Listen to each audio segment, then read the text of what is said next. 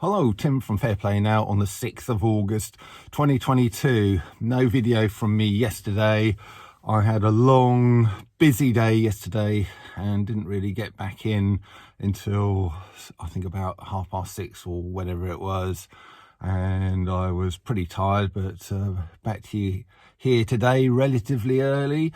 And one thing that I love doing, as you know, and may well be one of the reasons why you watch my videos, is I do love to destroy ridiculous mainstream narratives. And I've got a 3-for-1 offer for you today, because I've got three things to talk about.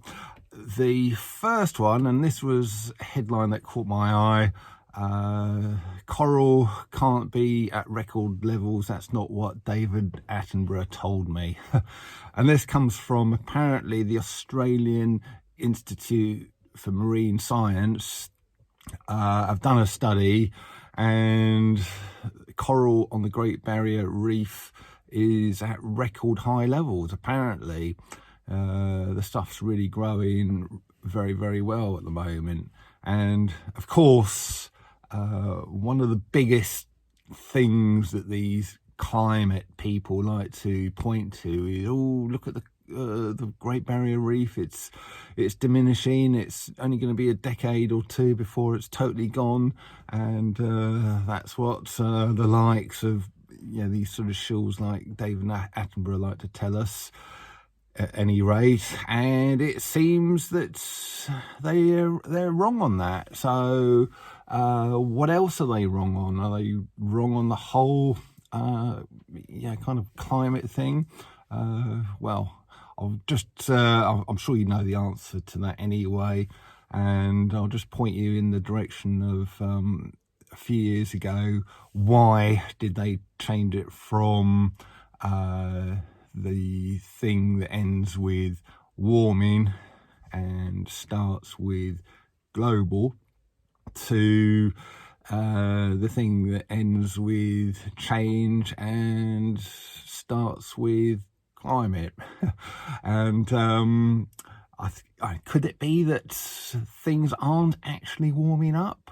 I did see a report that worldwide temperatures haven't actually increased for the last 15 years. Now, I don't know how true that is. I haven't checked that out, and you might want to check it out yourself.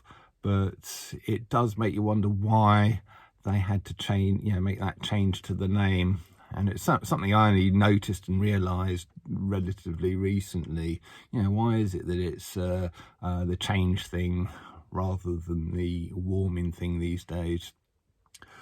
So that is narrative number one that I've taken a pop at. Narrative number two, of course, is the V. And there's been a couple of studies done in the US which suggests that there's actually more Americans who know people who died of things to do with the V than ones who know people who died of the lurgy. And personally, I'd like to add in the number of people who died through lockdown measures.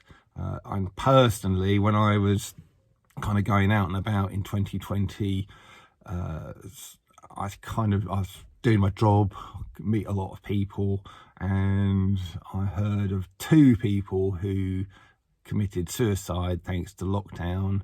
And I also heard of 2 people who supposedly died of the lurgy. None of these were personal. It was people who knew people kind of thing, really.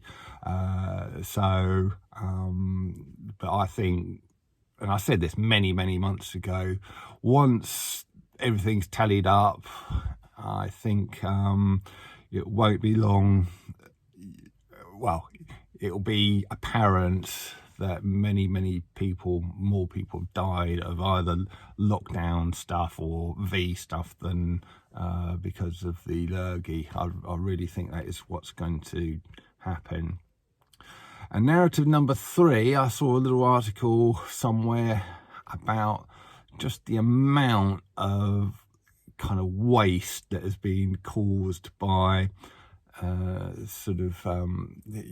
allergy stuff. Apparently bird life is being affected by face nappies, and of course these things haven't been disposed of properly in many instances, which you'd think if there was a deadly thing lurking around, there would be hygienic kind of medical grade bins absolutely everywhere, wouldn't you, to dispose these face naps into, with all of this very, very deadly, harmful kind of germs on them. But doesn't seem to be the case, does it? People just seem to throw them on the ground or in any old place, or just leave them on park benches and restaurant tables, don't they? Strange that, isn't it? And of course these are making their way into the sea, into nature, and it is starting to affect the wildlife, birds and all of that. And also you couple that with the gloves that people wear, probably the face shield things, and also, I guess, even the testing kits, they're made out of plastic largely, and you think of all of those that have been used. And it is ironic, isn't it, that a lot of these people who are so fanatical about the lurgy and do all of this stuff, put the naps on, do the testing every time they've got the slightest little bit of a sniffle sort of starting to emerge, gloves and everything else, hand sanitizer bottles going everywhere, using that stuff. Those sort of lurgy zealots also are the sort of climate zealots as well. They're largely the same people. So so well done, people, if that's you. This kind of environment that you say you care so much for, well, you're wrecking it with all of your face naps and your test kits and all the rest of it. So if you really are keen on the environment, like you say you are, why don't you put your money where your mouth is and stop with the masks now, stop with the testing, stop with the gloves, and stop with the nonsense. And you might actually, if you start doing that, you might actually sort of prove yourself not to be the hypocrite that people like me are thinking you are right now.